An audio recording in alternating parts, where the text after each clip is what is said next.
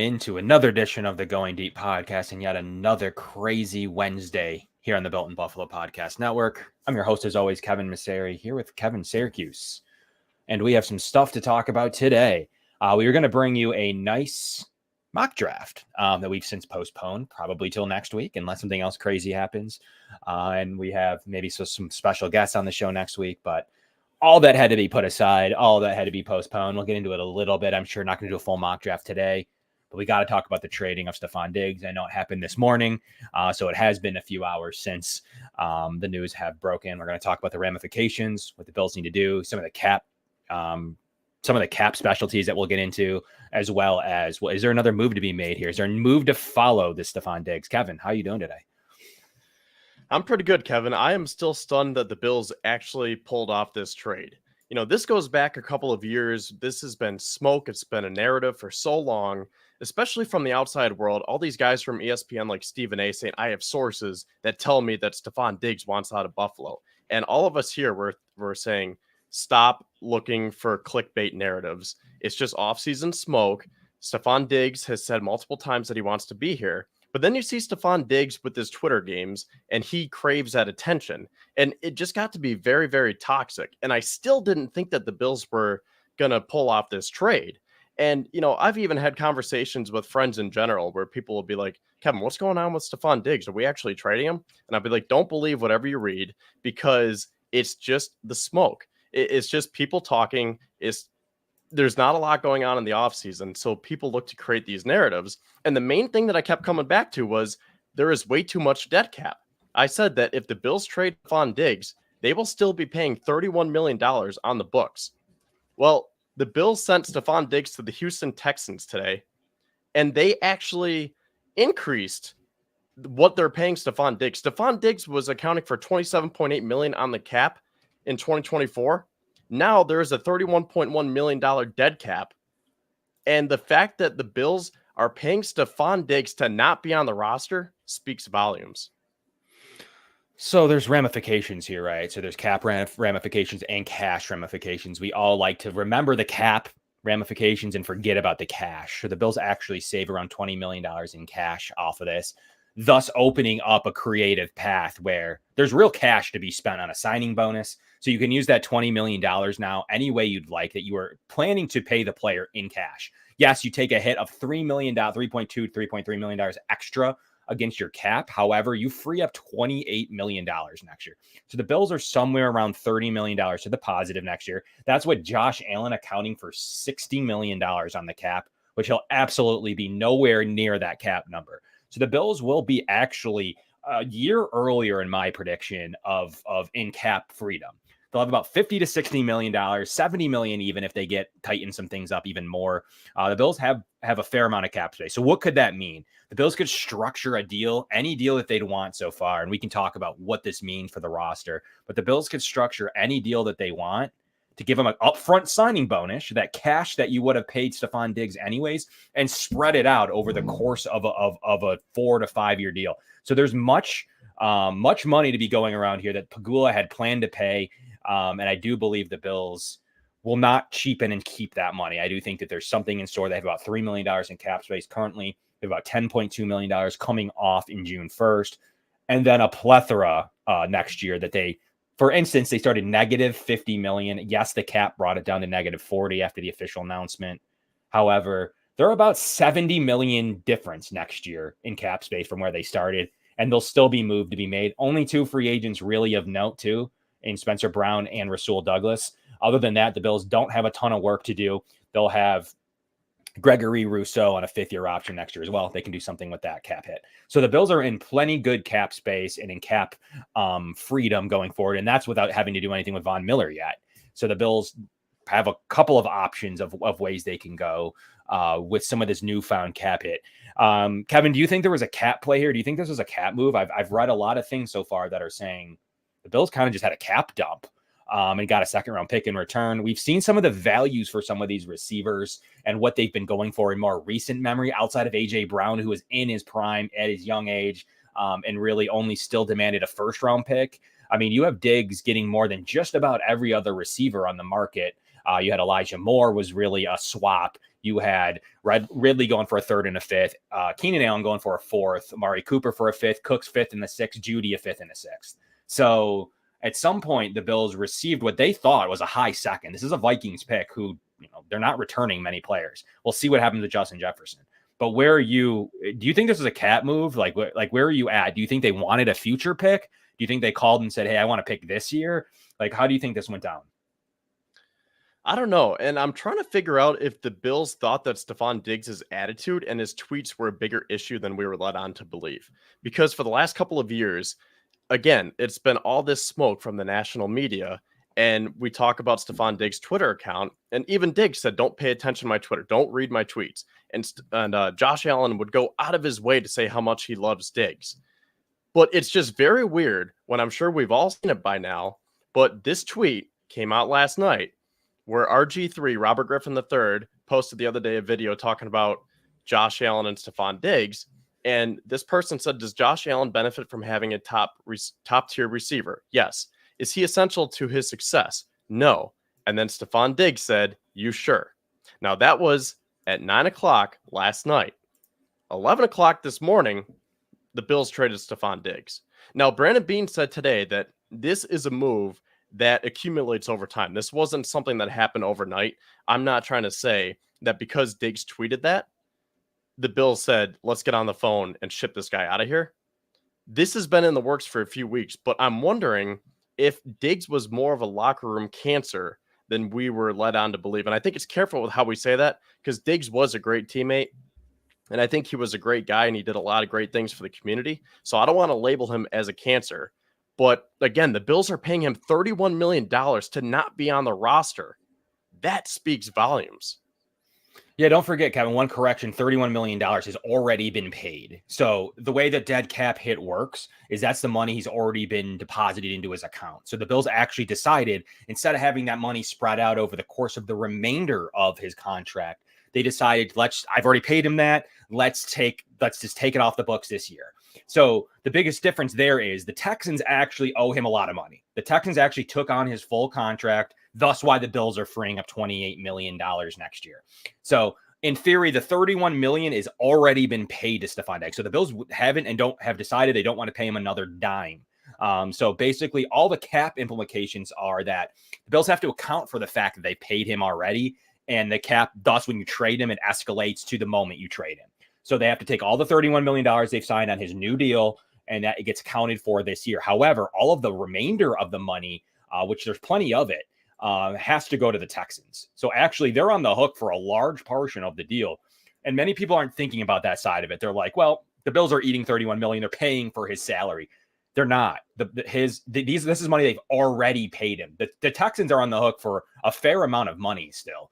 And they're obligated to pay him due to some of the limits that have been set under his contract and when it guarantees.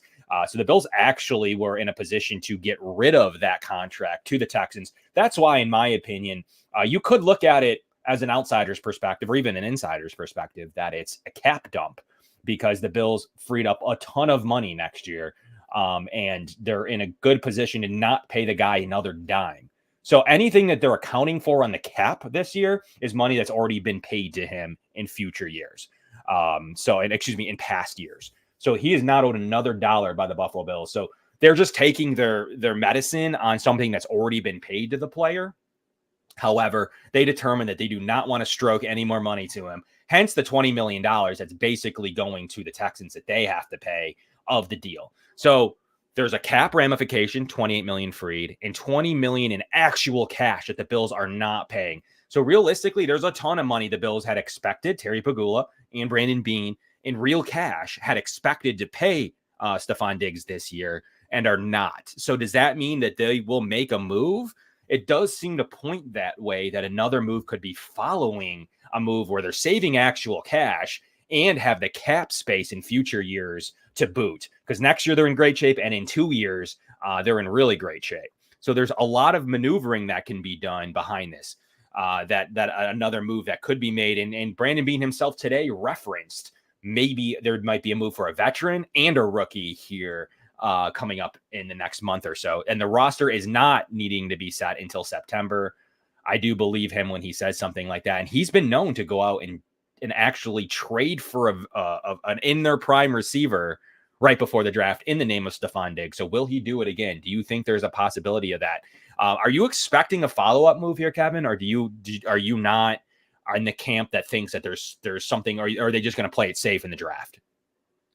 I mean, I think there has to be a follow-up move, but based on the free agency market, I don't know if there's going to be one before the draft. So I think this is going to be a wide receiver draft heavy approach here for the Bills. So if anything, I think they trade up and get someone like, I won't say it. We'll keep you guys guessing here as we'll get into the show more. But I think that's probably the most logical move for the Bills right now, is that they trade up to get a wide receiver. But here's the thing, Kevin. I mean, we talked about the need to find a wide receiver 2 last week with Stefon Diggs as wide receiver 1. You trade away Diggs, you have to find a wide receiver 1 and now a wide receiver 2. So this is getting very, very interesting. What's funny is 30.8 million. Do we still owe him going to be drawn? It is not drawn out. It is elevated and escalated to the immediate during a trade scenario. You have to take it this year. It was pre-June 1. All of it escalates to this season. Hence the $30.8 million hit. And that $30.8 million, once again, has been cash already paid to the player. So nothing new was given to Stefon Diggs. The Bills are not eating any portion of the remaining contract. The 30.8 has already been paid to the player and thus needs to be elevated to this season, taking him off the books completely in all of the future years. So he's not going to be accounted for on the books anywhere in the future of this program. It's not one of those deals in hockey where you see it like over 10 years, or baseball. Contracts generally speaking, aren't guaranteed in the NFL. So, you can't really trade dead cap, meaning cash you've paid a player. So what you're doing is you're sticking the next team with the remainder of his contract. Now, the benefit to the new team would be, yes, they owe him some money, but they get to take the deal as is. So they don't have to pay him any signing bonuses. They don't have to worry about anything along those lines. They're only obliged to pay him what is necessary on his current contract. And his salary, now here's the big difference. Generally speaking, when you acquire a player, you do not owe that. They are not guaranteed anything. You can cut that player and have no dead cap hit. That's the biggest change with this deal, and why the Bills were feeling pretty great about it. That they actually guaranteed Stefon Diggs' contract here, 2024 salary guaranteed on March 17th, meaning that official 18.5 is fully guaranteed. You can't cut him. The only way to get that off your books is to trade him. The Texans have to pay him that. So they have to pay him $18.5 million. There is no way around it. So in theory, the Texans have agreed to pay him that. However, in future years, there is no additional guarantees. I don't think that Stefon Diggs will play underneath that contract at 32 years old next year. So in my opinion, it looks to be very much so a one-year deal in the Texans organization. However, they do have the option to take him at 18 million next year, 19 million in 2026, and 14 million in 2027. However, the 18.5 million this year is guaranteed and is required to be paid this season. So that is a note to what the Texans had to inherit on the contract status of Stefon Diggs. So that's what the Bills had to do, Kevin. Yeah, and I just want to clarify. So, I understand that what's been paid to Diggs has already been paid, but I was just saying that the fact that he still counts on the books for $31.1 million. So if you guys don't know, dead cap is defined as the charge to the salary cap for a team that is paying a player who is no longer with the team. So the Bills don't need to pay Diggs any longer, but that $31.1 million still is on the books for the 2024 season. So I guess just to wrap my thoughts into one here, I think this move is very smart long-term for the Bills because we've talked about that second window of Josh Allen's career.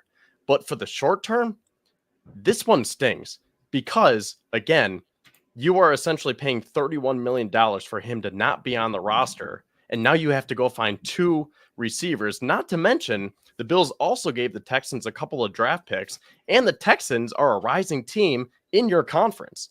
So I think that's why it's so hard for me, and I'm sure a lot of other Bills fans, to really wrap our heads around this, where you think, okay, I was getting tired of the Diggs drama, and I was tired of him running his mouth and not necessarily backing up his quarterback like the quarterback would back up the wide receiver.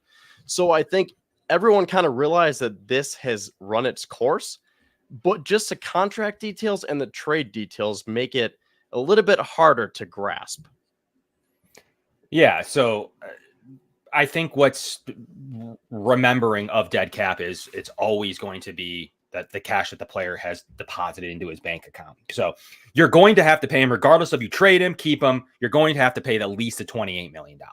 Now, the decision is, do you elevate the entire contract? You can get rid of everything that's owed to him because don't forget his contract this year guaranteed on March 17th. So that means that the Texans do have some obligation to the player. They have to pay him that. They inherited that contract over from the Bills. The Bills actually dumped that off because they would have had to pay that. So the Bills basically said, we'll take the $3 million of extra hit this year instead of spreading it out into future years. So he was going to either count 28 million or 31 million. The Bills decided to trade him and take that on the 31 million end, thus freeing him up forever. So that is that is a huge decision, and one that leads me to believe why they didn't need to do that. How long has this been in the works? Like the Vikings didn't even make this trade until a couple weeks ago. So Bean does say it was something that was in the works.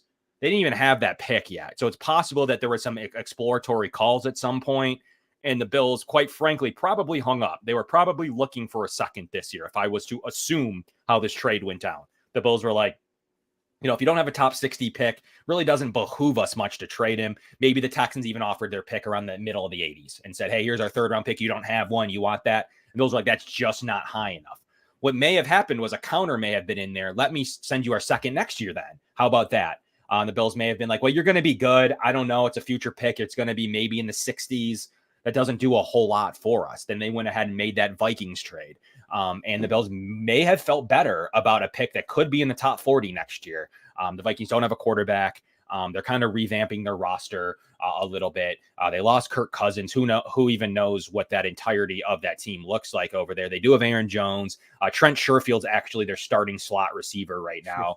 And they had to overhaul a little bit of that defense there for Kevin O'Connell. So we'll see how that looks. It's not a guarantee that they're bad, but it's certainly looking like it. So in return, the Texans on his end, fine, we'll send you that Vikings pick, but we're going to need you to throw in that 5 and that 6. So to me, it made sense where the Bills gave in on that rather than taking a potential later pick in the second round or a third round this year. The Bills were like, let me go big game hunting and let me try a possibility to get a pick in what they think could maybe be in the later 30s. So they're taking a little bit of a risk because I have to imagine, we talked about this. I thought this was pretty funny.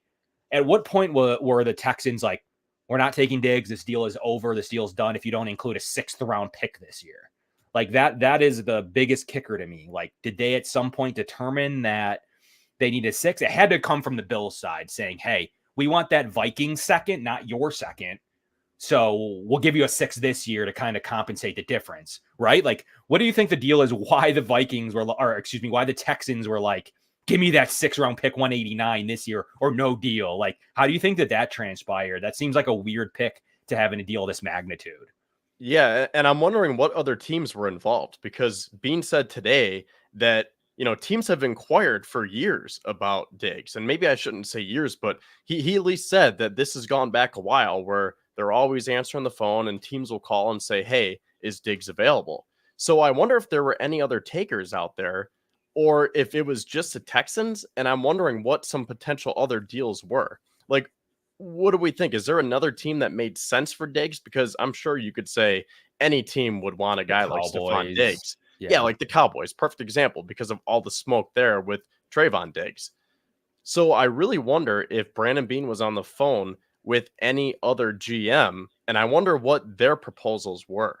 Like, was this the best deal that Buffalo could have gotten? Because I'll admit, when I saw this, I was like, the Bills gave up Diggs for a bag of peanuts. I mean, if you look at the historical precedent on receivers in their 30s, like this was a fairly sizable offer. And the Bills, I believe, Matt, and then don't forget what we just talked about for the first start of the show with the contract. Yes, the Bills have 31 million dead, but the Texans did take the 18.5 guaranteed and the remainder of his contract in return as well. So the Bills cleared up their cap situation in future years and then did dish their premium second round asset. And don't forget the Texans don't have a first this year now. The Texans have traded one of the compensation pieces they got for not having a first this year. So they're very much in a position now where they only have a second this season. And then they obviously have their original second next year now because they traded the Vikings. So they got rid of some of the benefit of what they were doing trading back. They're not going to have a player now until about the late 50s. Yeah, and I think you alluded to this too. Like other top receivers that have gotten traded, like Keenan Allen went for a fourth. Jerry Jeudy was a fifth or a sixth, I believe. Amari Cooper was a fourth or a fifth. Yeah. So the fact that the Bills were able to get a second round pick for Diggs, considering that he's on the other side of that hill in his career, I think that is good. But again, just everything together, when I first saw that, I'm like, that's all the Bills got for Stefon Diggs. And I want to go back to a comment here. It was from John when we were talking about the salary cap. So he asks, is 31 million added to our cap? I'm confused. So only 3.3 was added to the cap. Diggs accounted for 27.8 million prior to this trade, and then that 3.3 was added onto that dead cap.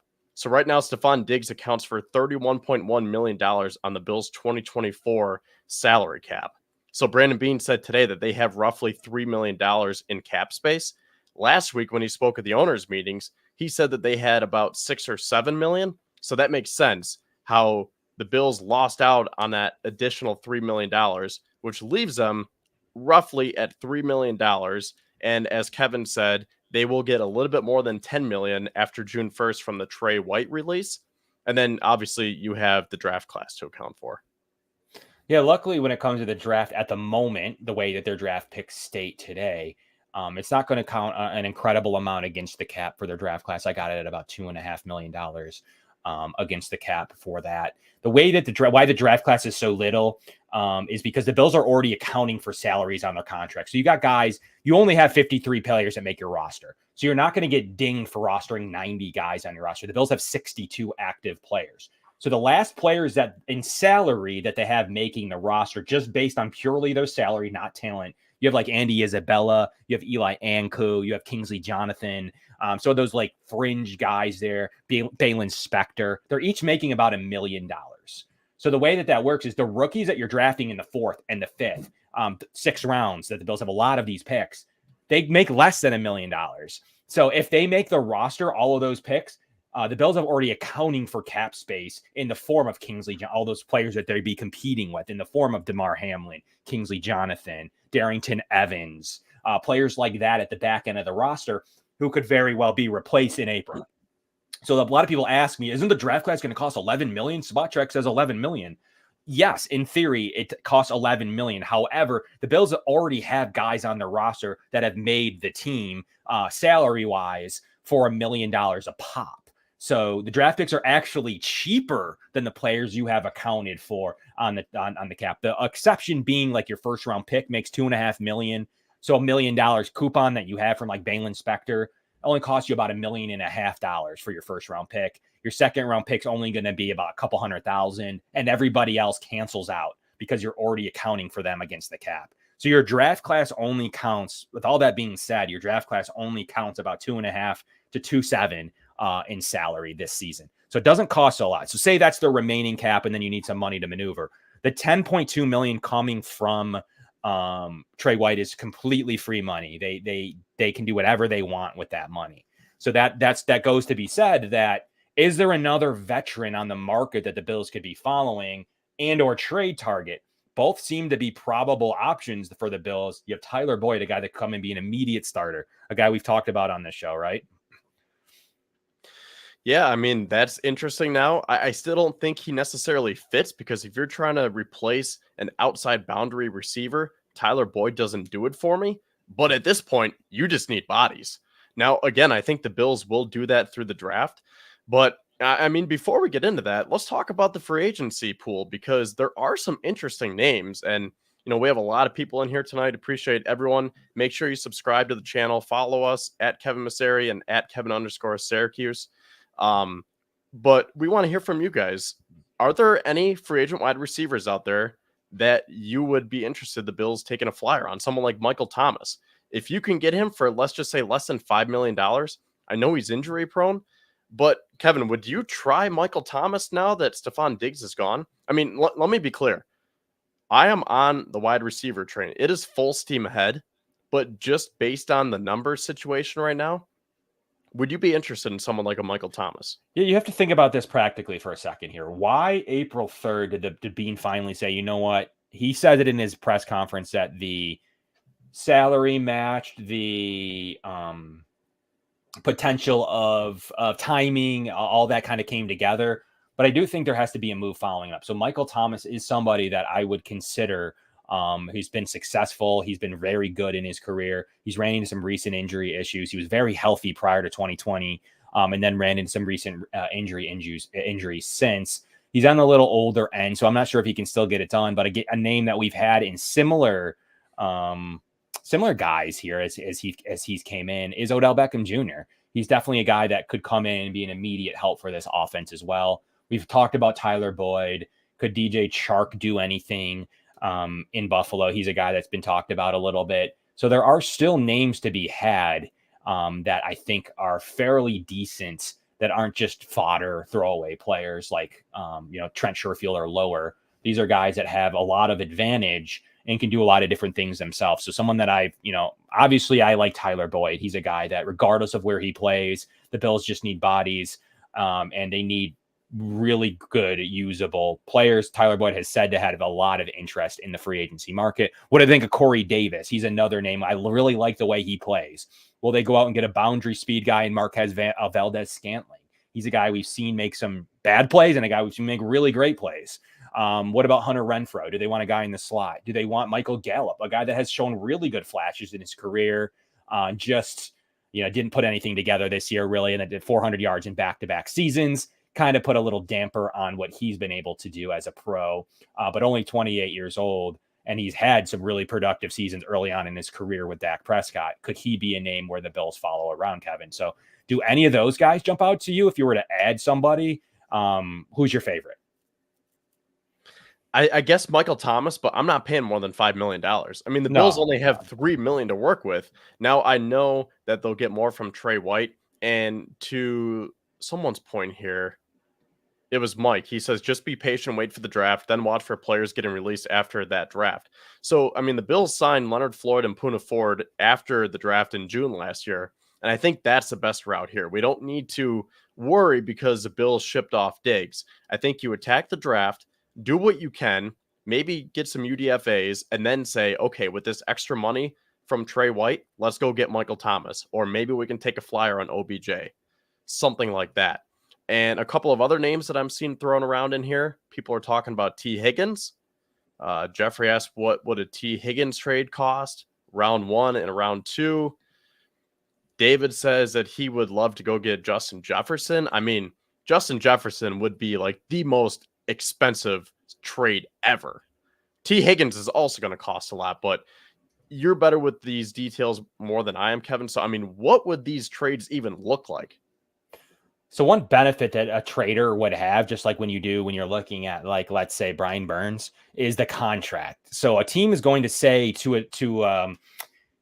another GM saying, you're not signing him. Like, I don't believe you. Like, I don't know that you're going to sign him. You're going to owe him a ton of money. Do you have that money? Are you going to give him that in exact cash? Are you going to have that in cap?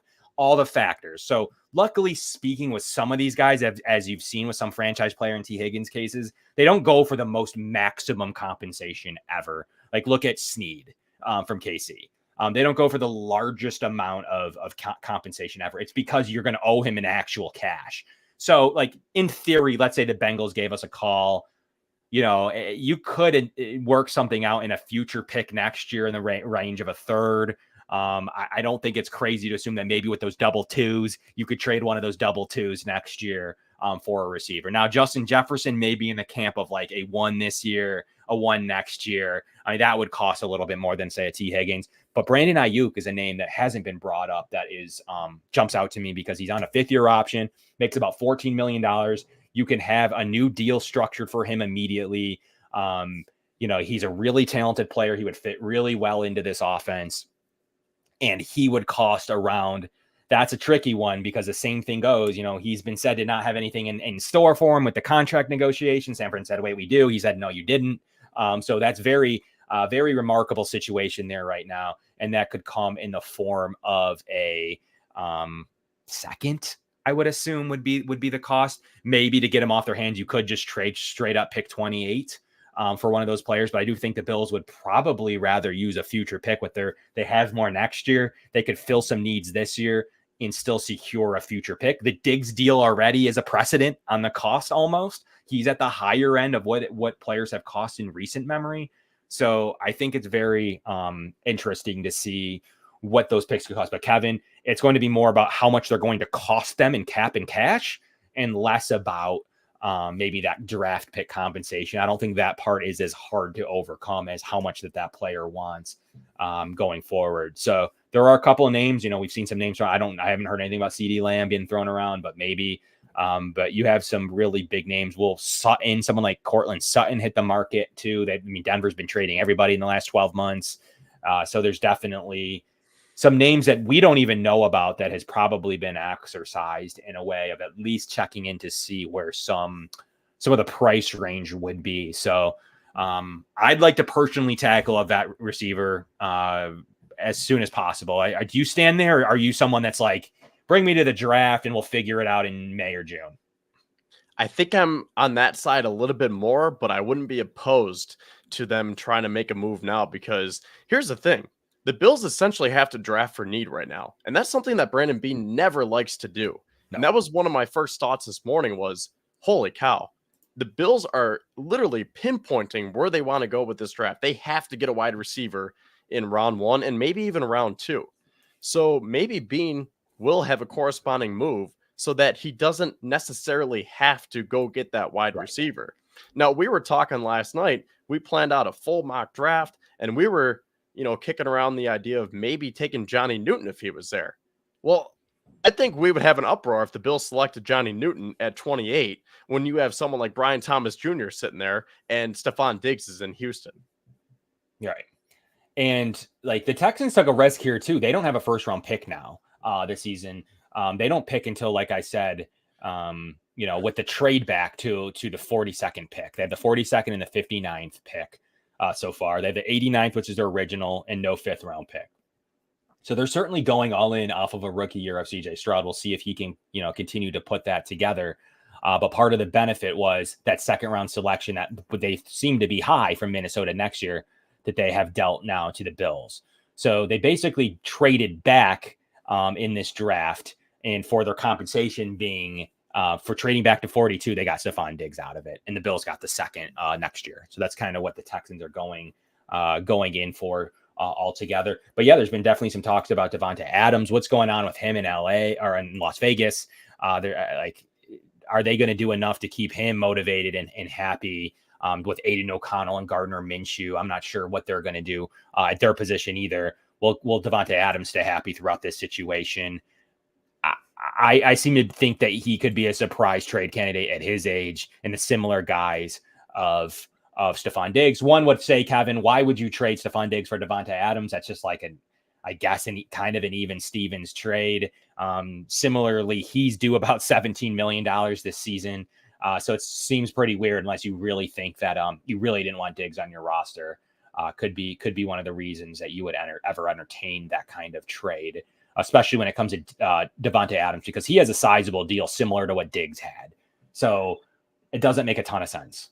Yeah, I really think that they're going to take this into the draft. And just to expand on my previous point, I think going back to your point, that the Bills have all the capital and leverage that they need with draft picks, but they don't have that leverage financially, because with only $3 million to work with right now, it's going to be hard to go get someone like Davante Adams. But with 10 draft picks and that extra 2nd round pick next year, you can package that up and go up to, let's just say, pick number 18 and go get Brian Thomas Jr. Yeah, you sure could. And yeah, we're definitely going to get into some draft. Like we talked receiver last week, and we didn't want to double up on the receiver talk. We certainly did not have that in our production notes. We promise you that wasn't the plan to focus on receiver today. We had a whole different show. I had a whole show on my mock, what I was looking to do with our day 3 picks. Next week. It's irrelevant. And I'm looking forward to having Kent Lee Platty from the creator and founder of Raz. He's looking forward to coming on the show this month. So look out for which date that we'll plug him in. He is growing in popularity. He's one of the best resources out there, and he's going to give his input on the Diggs trade as well, how the Bills can supplement this in the draft with some of his favorite based on athleticism and what he sees, some of his favorite.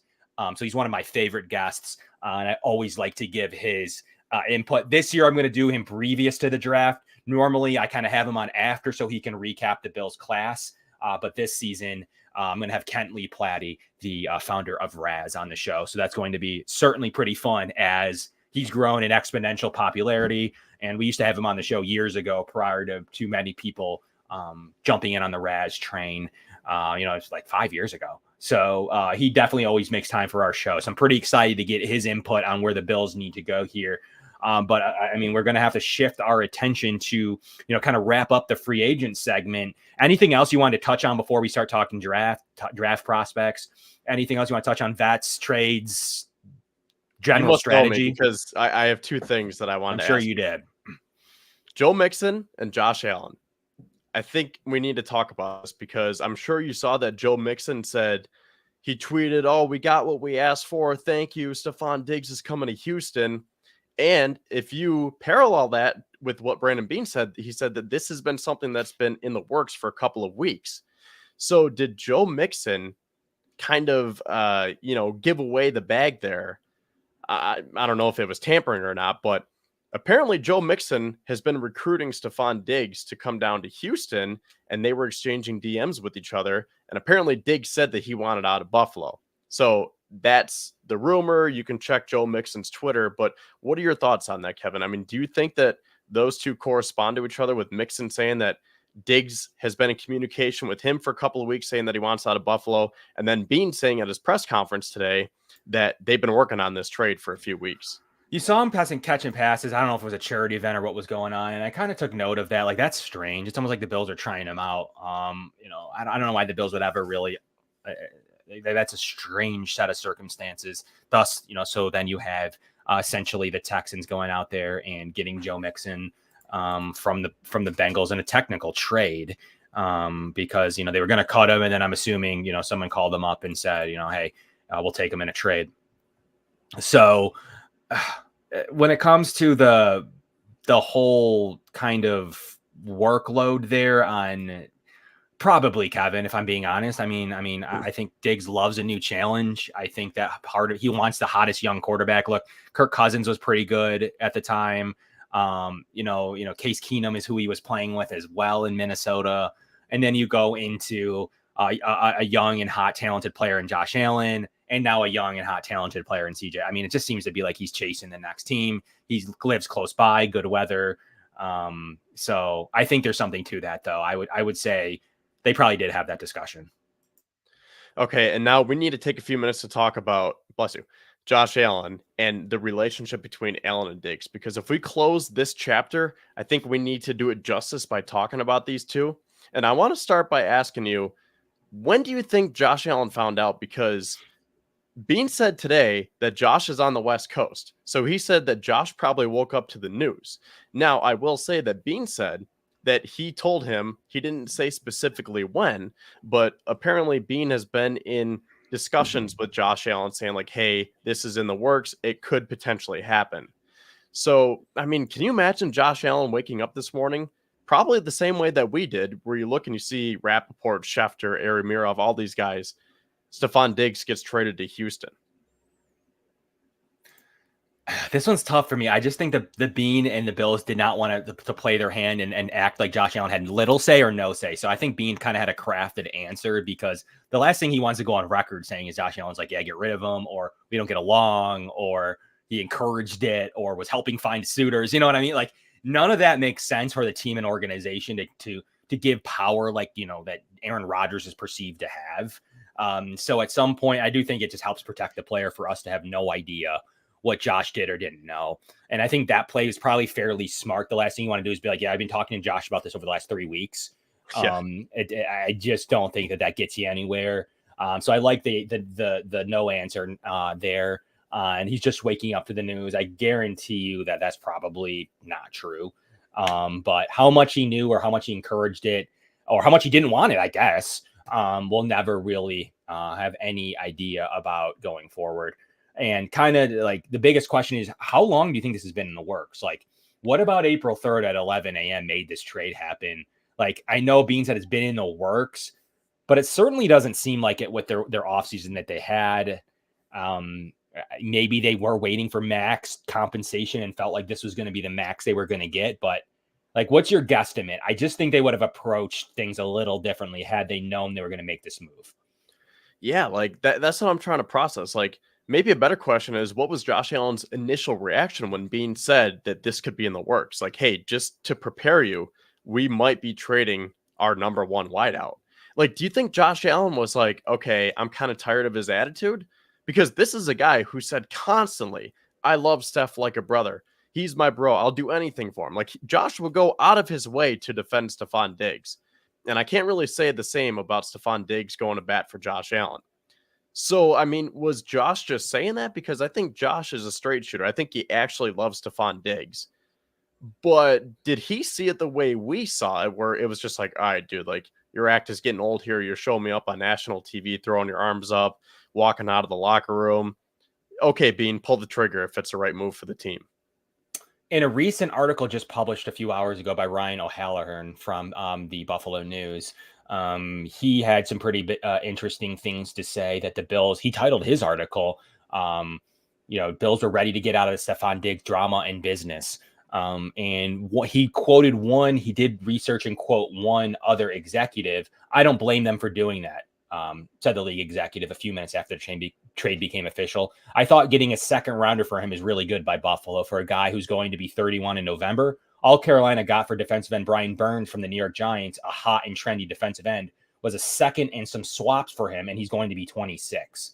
So that is from another league executive in position of power from the Buffalo News article. So around the league, people are looking at it like at his age and his compensation, the Bills got a fairly big return. I wonder could that be Shane himself from the New York Giants? I don't know. But another executive has said that they thought that the Bills got a pretty good return. Maybe that executive was in on the Diggs trade for his program and his team, and another team like the Texans were above them in an offer.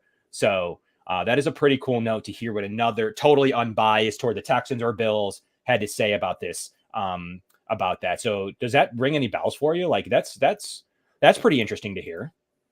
Yeah, early in the show, I said my initial reaction was that the Bills got rid of Diggs for a bag of peanuts. But looking into it more, I think Bean did better than our first thoughts told us. Like you first see that and you're like, wait a sec, you traded Stefon Diggs and 2 draft picks for only 1 draft pick.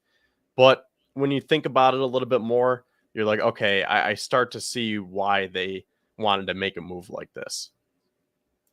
Yeah, so it was kind of into perspective for me when I was able to read that, and then there's just some trending negative data. Like, let's put all the personalities aside. I tried to avoid it myself. Like, oh, Brady changed the scheme; they wanted to run the ball a lot, and all of these other fair things that I wanted to ignore at times. But like, it's really tough to ignore what happened in terms of his production, most notably on the field, right? So that's I think needs to be noted on this whole discussion is like, what was he doing on the field? Like, that is what's important here, not what he was doing off the field. And we've talked about that ad nauseum. But like, how productive was the guy that you had in your player, and did the Bills max out his potential? That's for everybody else to determine if you liked his production on the stretch and in the playoffs. You can, he started to bottom out in his yards per reception, yards per target, catch percentage. There was definitely some trending topics there with the way that the Bills determined this deal. So do you feel good? Like how he ended the year, Kevin, and the drop here, like from weeks 11 to 18, 8 games played, 37 receptions, 349 yards, 43 per game, and 1 touchdown. Like, are we sure Michael Thomas can't do that? And the Bills were 6-1. Right. So I think that proved, as we flip the page here on this chapter, I think the end of the season proved that life will go on without Stefon Diggs. You trade up potentially, you get a stud receiver in this draft, if not 2. Maybe you bring in someone like a Michael Thomas, and I think this team will be fine. And I have a stat that I wanted to pull up here. Do you know what this number represents? playoffs? Against the Those Chiefs are or the playoffs? those are Stefon Diggs' combined stats over the last 4 playoff losses. That is nowhere near what we need from a wide receiver one. So in 2020, 6 receptions, 77 yards, 0 touchdowns. 2021, 3 catches for 7 yards and no touchdowns. 2022, 4 catches, 35 yards, no touchdowns. This year against the Chiefs, 3 receptions, 21 yards, 0 touchdowns. So he had a combined 16 catches for 140 yards and not 1 touchdown in the 4 games that the Bills lost in the playoffs. So I think that speaks volumes because, look, for as much as people want to talk about Allen and Diggs and say, well, Diggs made Allen or Allen made Diggs, I'll say this. Stefon Diggs helped Josh Allen become an elite quarterback, but Josh Allen helped Stefon Diggs become an elite wide receiver. But to our previous points and to that stat right there, the Bills will be fine next year. Life will go on without Stefon Diggs.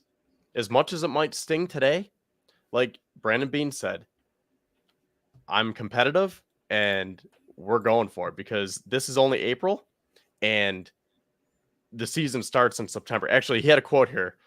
I thought this is good, so let me just pull this up real quick. He said, I'm competitive as hell. I ain't giving in. Okay. I mean, that's certainly an interesting. And the reason I referenced Keenan Allen earlier in the show is because, Bears fans think they got a good deal because they had to pay less for a guy with no drama. Same age about.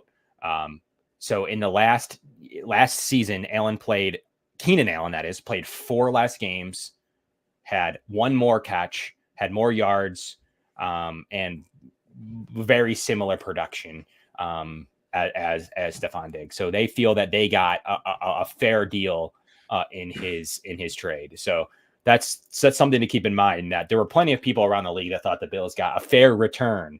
Just because we all thought that Diggs would get a 1 and a 1 and a 1 didn't mean that he wouldn't that he would get that.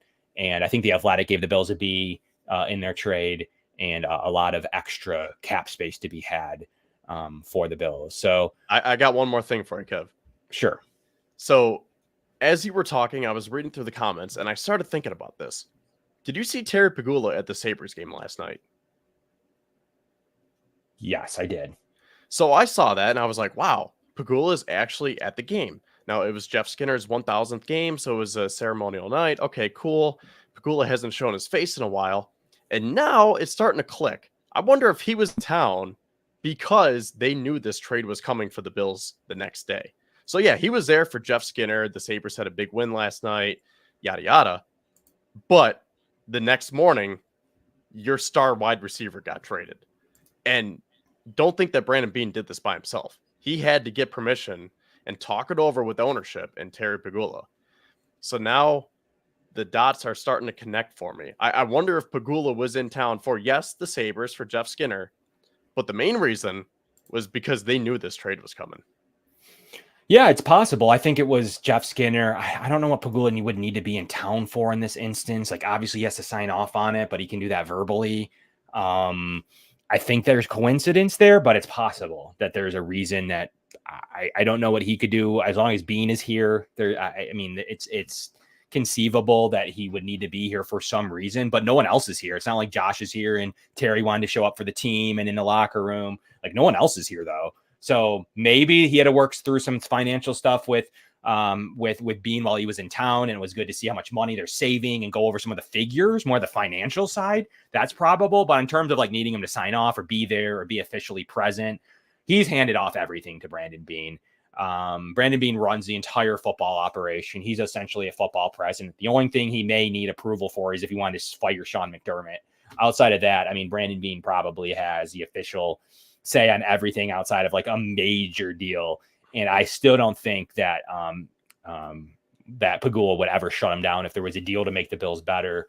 I think Beane has his parameters. He knows what Terry's limits and upper limits are, if there are any, and he works well within them, and may have discussions with him later. But it's possible there was some correlation there between it all. But if not, I think it was more of maybe like a recap meeting they may have had this morning on how much money, and Pegula was like, yeah, let's do this deal then.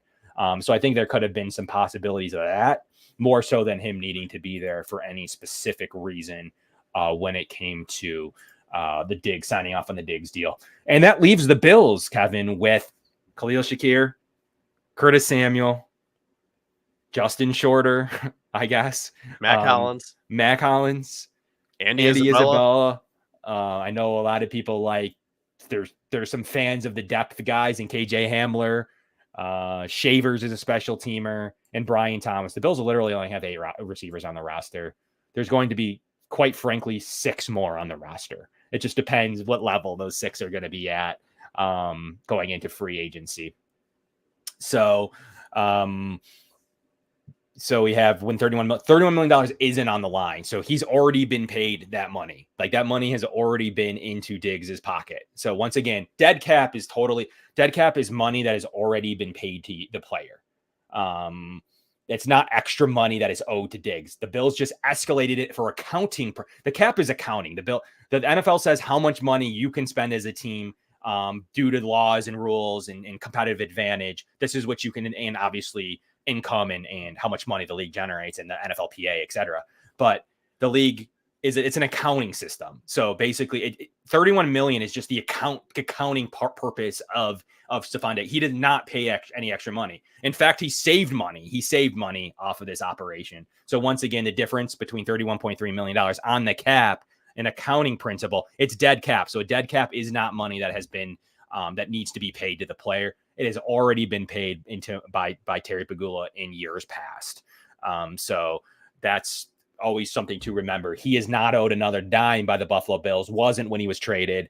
That's money that has already been paid that needs to be accounted for. In fact, part of the reason the Bills traded him was because of the money that they save in actual cash in future years, as well as cap in future years, in return for just an additional $3 million against the cap this season. So that's always something to always remember, the difference between what dead cap is, money already paid, and what actual cash is dueling out to a player. It's not like they signed a new deal with a huge extension and needed all this extra cash. This is money that the Bills have already paid him. OBJ could be a 1-year answer. I like him. I really think that Odell Beckham Jr. could be a day one starter, especially with that roster of players that we just went over. I think that he's probably my favorite. I think, Kevin, you said Michael Thomas, right? That's who you would maybe entertain. The draft prospects are my favorites, but not a the veteran. Bills had to go the free agency route. Yeah, Michael Thomas. So, I mean, as we segue into draft talk here, I think that the Bills will go heavy at wide receiver in the draft, and then they will look post June 1st and say, how much money do we have left? Who's still available? Who can we go get? And if that's the case, sure, take a flyer on Michael Thomas. And as always, we appreciate our show sponsors here on the Going to Buffalo podcast. We're going to get into, got a great new sponsor to show you guys. We also have some great draft talk that we originally had planned for today, thus giving us some live mocks and things that we're going to do next week, of course, here on the show. But first, we want to shout out to the Summit Center, as always, a proud sponsor of the Going Deep Buffalo podcast. We're glad to have them on board with some of the best autism care for its kids and adults across Western New York. Tonight's show is also brought to you by Dave Dengler and the Larson-Timko Funeral Home in Fredonia.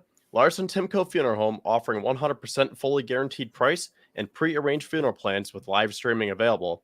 And finally, tonight's show is brought to you by Coughlan's Pub, located at 47 West Main Street in Fredonia. Coughlan's Pub, where there are no strangers, only friends who have not yet met. Check them out on Facebook for information and events. Excited to have Coughlan's Pub, one of the best pubs in the area. Get out there, get down there to the Fredonia area if you're ever in town. It is great to have them as a proud sponsor, and their food looked excellent too. So we're proud to be. Kitchen is open. Kitchen's open, and that burger and those fries look good. So very, very interested. I do drive through. We go down to Chautauqua Lake every year. Go right through there. Maybe you're gonna have to make a pit stop at Coughlan's to check out what they're able to do there. So really cool to have them on board as well as a proud sponsor of the Going Deep Buffalo podcast. So without much ado here, we had to go for some of this draft talk. Like we did what we could do here for this, and we're really breaking. We really appreciate all 1,100 viewers, by the way. It's really cool to have all of you guys in here interacting with us And, we're going to talk about the funness of this show. Kevin, what do you want to do here? You want to talk receivers? You want to break down what you think, who you like? We went through the first round receivers. You want to run a quick 1 round mock here? What are you feeling like given the listener? What do you guys want to see? Do you want to see us go through a mock? You want to see us, the original plan was a 7 round mock we're going to save for next week. But do you want to go ahead and see what we do in the first round? You want to talk draft prospects? What are you feeling like, Kevin? Well, I'll give my thoughts, and then we'll see what the chat says. I think we need to talk about these wide receivers based on the needs of the Bills. And then if there's time, if people are still into it, we can run like a quick 1 to 3 round mock to wrap us up here. Yeah, do 60 picks. Why not? Because, I mean, that is going to be those first 60 picks are going to determine the Bills' future. Like, okay. I can't understate that enough. Like, this is one of the biggest drafts for Brandon Beane. Aside from finding Josh Allen in 2018, this is probably his biggest draft because this starts the second window of Josh Allen's career. So I think, we can talk about these wide receivers, who we like, who we don't like, whether the Bills should trade up, whether they should trade back. And then we can put it all together. As long as people are still engaged at the end, we'll put together a quick mock draft, and that'll take us into next week. I think people want to talk about receivers and mock drafts. I mean, we're going to have some great guests on. We're going to have a full comprehensive. This one, we're obviously have a really guys and a focus on the receiver position. And I know you wanted to talk about potential trade up. So let's start there. If the Bills, we're going to start with the top of the board now. We weren't really focused on too much about Brian Thomas. We weren't focused on the top 3 at the time because obviously last week we were talking more about who could be available at 28. Is it Leggett? Is it Ladd McConkey, who had just came out and said he's met with the Bills multiple times, which I figured he's the perfect fit in Buffalo. And the lack of news around that was getting conspicuous. But I do think that Ladd McConkey is very much so in play, and especially isn't going to last further than the Kansas City Chiefs. But let's talk about the top 4 options, at least on big boards' minds. We don't know how these guys are ranked. We don't know if there's a surprise top 4 pick here on somebody's board. We can only say what the experts have to say. And with that, I always use one of my favorite tools in the entire planet. It is one of my composite big boards because it doesn't take any bias into account of what one scout may like, what another may have to say. It does totally kind of average everything out for you at the receiver position. But how high could they get? I know you wanted to talk about trades, Kevin. Were you thinking about getting up to the teens, or were you talking about getting one of the big 3 in Malik Neighbors, Marvin Harrison Jr., or Rome Odunze? As much as that sounds really appetizing, I just think that the cost is going to be way too much for what the Bills want to give up. So I found this list here earlier. Now, this is from CBS. So they have their top 10 wide receivers ranked here. And I think you can put these in tiers. Tier 1 is Marvin Harrison Jr., Malik Neighbors, and Rome Odunze. Cutoff line. Then Tier 2, Brian Thomas Jr. Cutoff line. And then you have Tier 3, A.D. Mitchell, Ladd McConkey, Xavier Worthy. They have Keon Coleman, Javon Baker, and Troy Franklin. I'm a big Xavier Leggett guy, but the point that I'm trying to make is those guys are all a tier below Brian Thomas Jr. So as you have, okay, yeah, you have yours on there now. So now we have the big board up here, which is going to be a composite score of draft receivers across the league. That this is driving the statistics of the experts. So it's not using like in the example we just had from I like CBS, I like Chris Trapasso. But for some reason, I mean, he has, in my opinion, Javon Baker a little bit too high. He had him in like the 40s. Here we can see his composite score is much more in the 100 range. Will he go at 104? Remains to be seen. But his standard deviation, if you look at it, 51 picks difference between experts, which tell you that no one knows where Javon Baker is going to go. There's 51 picks difference between what people assume. So he's a very high volatile prospect on where he may go. But yes, if you look at here, Brian Thomas is very much considered to be the 4th guy. The biggest question people have right now is how much of a tier difference is there between Brian Thomas Jr., A.D. Mitchell, Adonai Mitchell, Keon Coleman, Ladd McConkey, Worthy, Franklin. And then we see Leggett here. He's liked by ESPN, 26 that ESPN has him, but others do not have him as high. And then you have Roman Wilson, there, Ricky Pearsall. I know there's plenty of people that like what Ricky Pearsall can bring to it, his game. My favorite guy is Malik Washington there, 102, right near Javon Baker. Just a dynamic player with elite speed, elite quickness, elite separation, a guy now that's very much in consideration for what the Bills could be looking to do. So at the top, you have Marvin Harrison, Malik Neighbors, and Rome Odunze. Two of them will be gone. The Bills don't really have a shot at it. If you believe that Harrison and Neighbors are 1 and 2, which, basically speaking, most people do believe, I don't think there's any realistic shot at those two, Kevin. I don't know how high they can get. Now, the first question is, do you make a trade to get to 9 to consider Rome Odunze, who would be a perfect fit in this? The way he runs, his route running ability, and what he's able to do is a very natural fit for the Bills. PFF hates Brian Thomas Jr. Yeah, there are plenty of people that don't like him. We're going to get into him in 1 second here, right after Rome Odunze, who's a perfect fit for the Buffalo Bills. Somebody that I would love to get up to the higher positions, 9 to 11. I just don't think the Bills have the assets. They'd be basically going all in. The Bills may want to see how the trade market develops, but they would already kind of rule that out if they do make an aggressive trade to get up that high. You're looking at a similar trade for Julio Jones that we saw 10 years, 15 years ago, not roughly.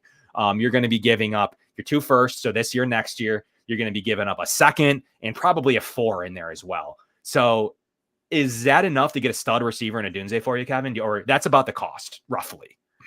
I don't think I'm trading up any more than 15.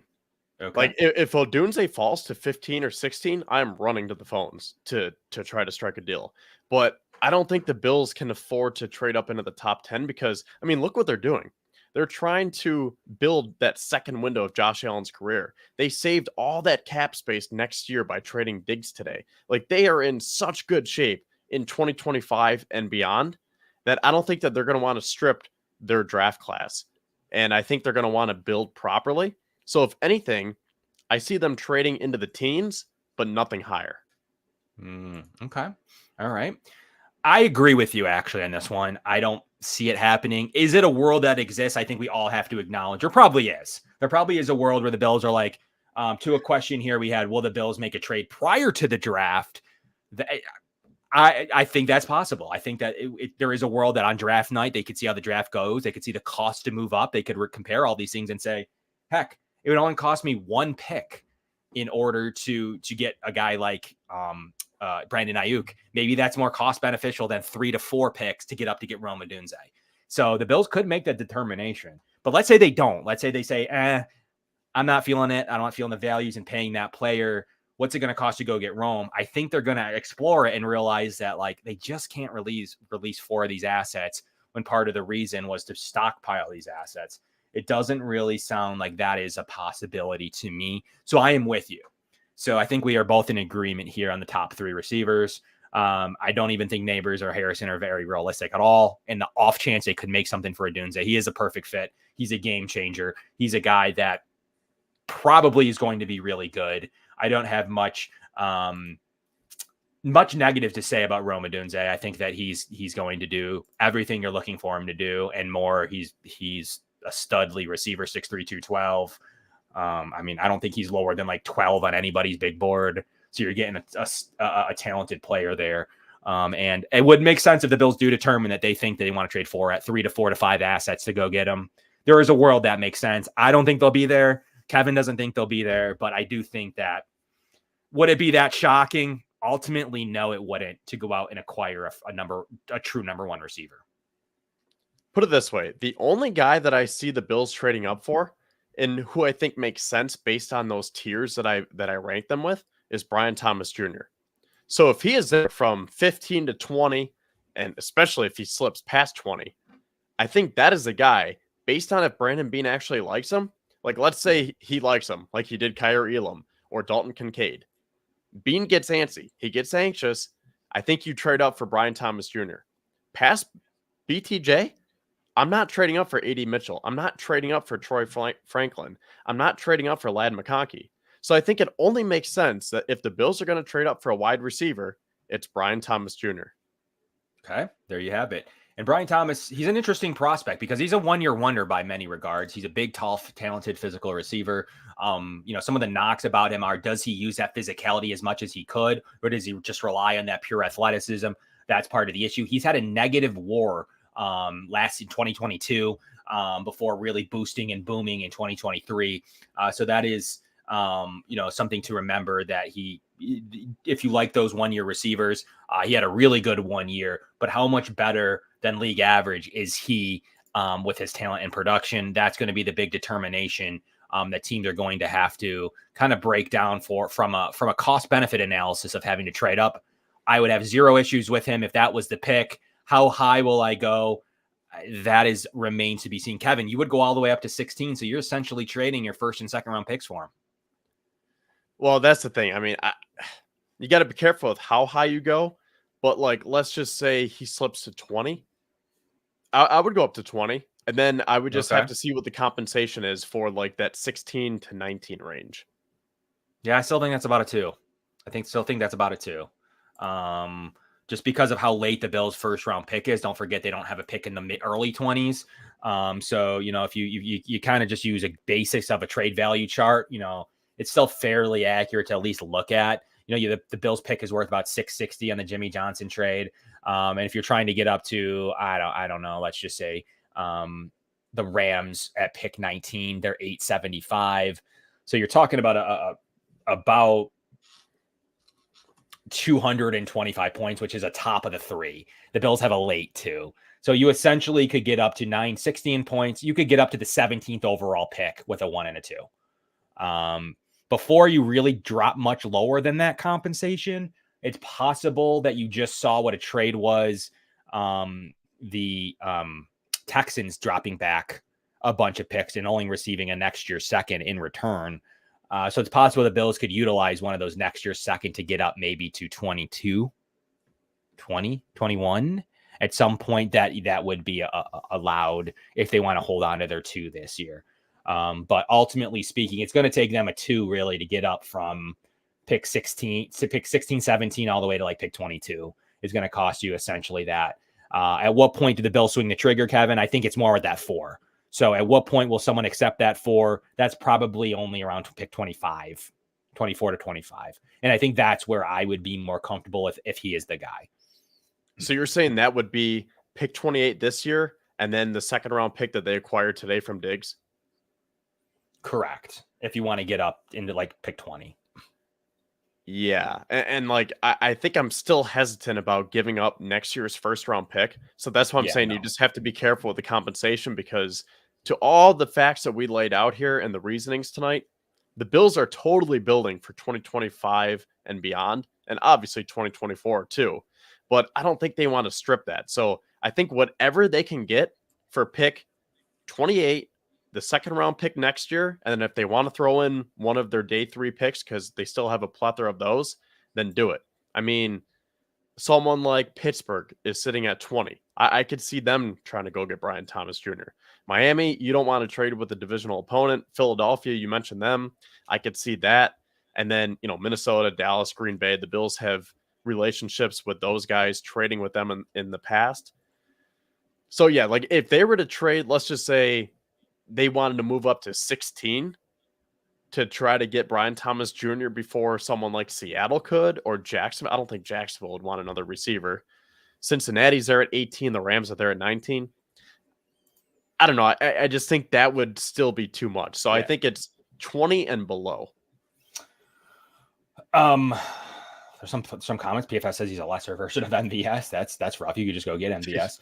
A lot of people are saying that Neighbors made Thomas Jr. So that's very, it's an interesting breakdown as well. So it's not a slam dunk lock that he would be a 4. And I am in the camp. I'm a little bit less that like you. I am in the camp of staying put and taking a guy at my pick and continuing to keep all the 19 assets that the Bills have in future years.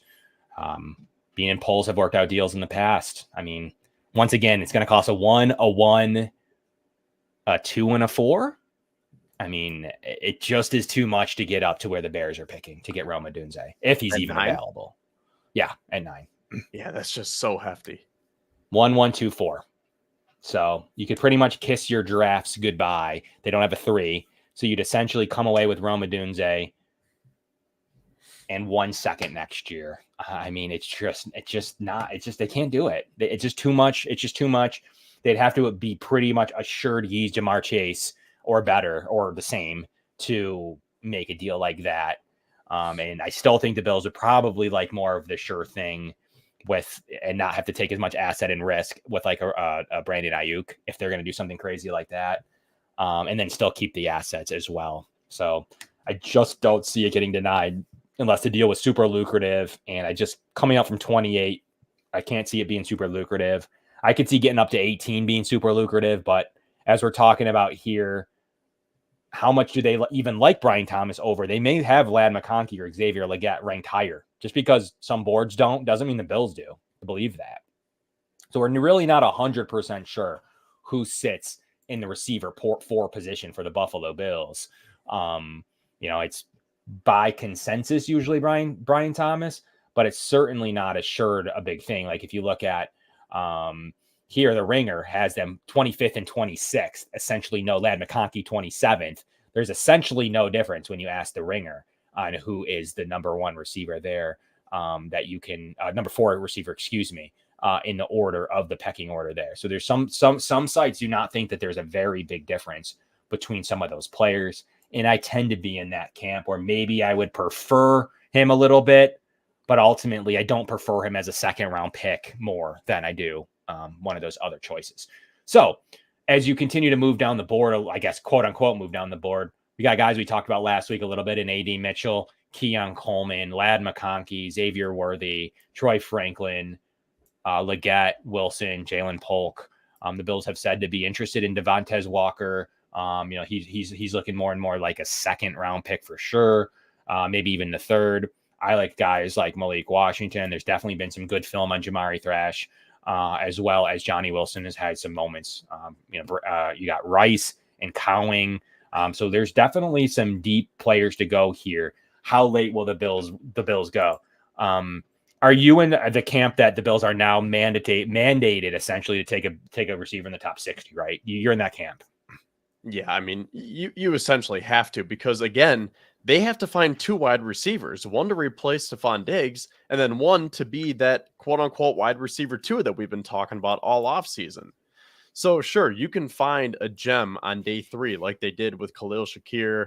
And I don't know if it'd be going too far to say that Gabe Davis was a gem, but Brandon Beane likes to find those guys on Saturday. So here's the thing. I was prepared to come into the show tonight and propose that the Bills trade back into the late 30s, early 40s, get Xavier Legette, and then find a safety with their actual second round pick. So, I mean, like, that could still be an option, but that would be a very laid back approach where I think the Bills need to be aggressive now that they got rid of Stefon Diggs. So, I mean, like, if you trade back and you can get Legette, cool. That's great. And then if you can get that safety in round 2 as well, even better. But can you imagine if you trade back and then you miss out on Legette because someone else sneaks in there and takes him? And then you're SOL because you don't have a wide receiver. So a lot of some talk about trade back. I don't think the Bills are in any position to trade back right now. They need a premier player. Also, you would need somebody to want to come up to get 28. I don't think the Bills need to get the best player they can right now with the 5th-year option. That's part of the benefit to holding on to this pick. I think trade back is less likely now. Personally, I don't think they're going to want to wait to pick 45 to get it. So in order to get a 3rd-round pick, you got to drop back fairly far, at least to the upper 40, like 41, 40, 39 to 45. I mean, you may have to even go to that 45 number to receive a 3rd-round pick. I just think that that's too far, and you could have a runner of all these guys being gone at that point. They can't take that risk right now. That they kind of already recovered a 2nd-round pick next year from Diggs. They can't continue to stock. They got to start taking guys. So at some point they got to take whoever's the highest on their board going forward. So Kevin, let's talk to you. Who are you still thinking Legette? Where are you at with this whole discussion? And then maybe it is time to fire up a top 60 mock here. Kind of go through that. Yeah, let's talk about these wide receivers, and then maybe we could talk about D tackle and safety a little bit as well before we fire up the mock. Because I think my favorite receivers here, aside from Brian Thomas Jr., are Xavier Legette and Troy Franklin. But to the point that I made last week, Troy Franklin's size worries me a little bit as he's only about 185. And we're trying to replace Diggs as that alpha dog, right? Like, I want a big-bodied receiver who can go up and make that tough contested catch. He can work the intermediate routes. He can use that physicality to his advantage. He can be a good blocker. I'm not sure if Troy Franklin fits as that wide receiver one now. So I do really like Xavier Legette because I think that he is raw and he can really develop into that. And that's why I love the idea so much, because I figured you could pair him with Diggs. Not anymore. So let me ask you this, Kevin. Do you think taking Xavier Legette at 28 would be potentially a reach? Like, is he more of a second round prospect, or do you think that that would be a healthy choice to take Xavier Legette at pick 28? I'm not the largest Xavier Legette fan. I'm definitely in the camp of, for me, McConkey's my pick at 28. I think the Bills have now shown interest in him. He is what they're looking for. He gets open. He does everything well in zone and man.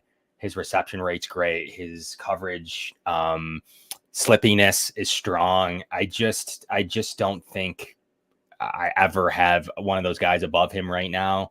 That's who I just have this feeling he's going to go to KC if the Bills don't take him and be a pure torture for many, many, many years. I'm in the camp of the Bills do need to come away with the top rated receiver. It's a little different than the corner year where they're trying to force Kyrie Elam a little bit. A 28, if Legette is the pick, I would really hope that he is a receiver.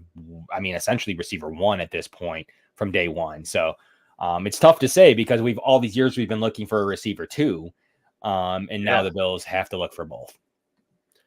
So like going based on my prototype here, like I'm not going to go after someone like McConkey. Like I understand why you want to take him, but that would be something if the Bills had that size and they kind of had the room a little bit more well-rounded.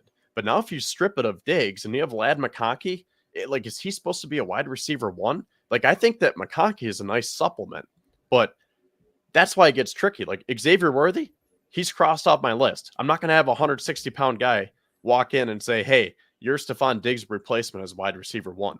That's why I'm skeptical of Troy Franklin. He's only 185. McConkey, 6 foot. I'm not sure what his weight is. I know he's good all around. Keon Coleman does have that size, but he lacks the separation.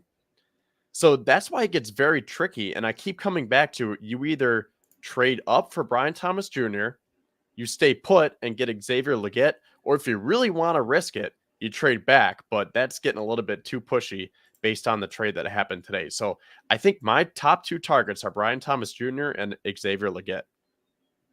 There you go.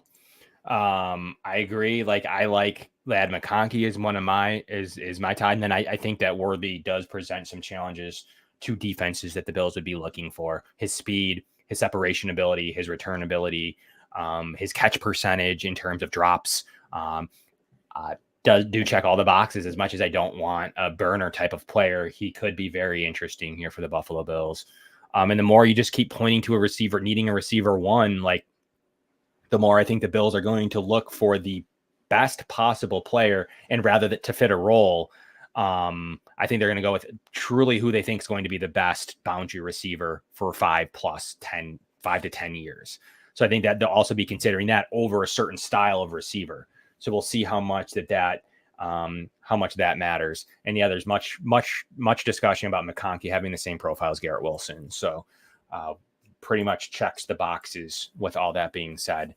A lot of deeper players that you could look at. I think the Bills at this point need to double dip. If you like a guy like Thrash or Johnny Wilson or Malik Washington, who's my favorite, we'll see where Javon Baker actually goes in this draft. And then, yeah, I mean, there's Troy Franklin, a guy that, I mean, the Bills had a private workout with him. So they're definitely very interested in Troy Franklin. Do they view him as a first round pick?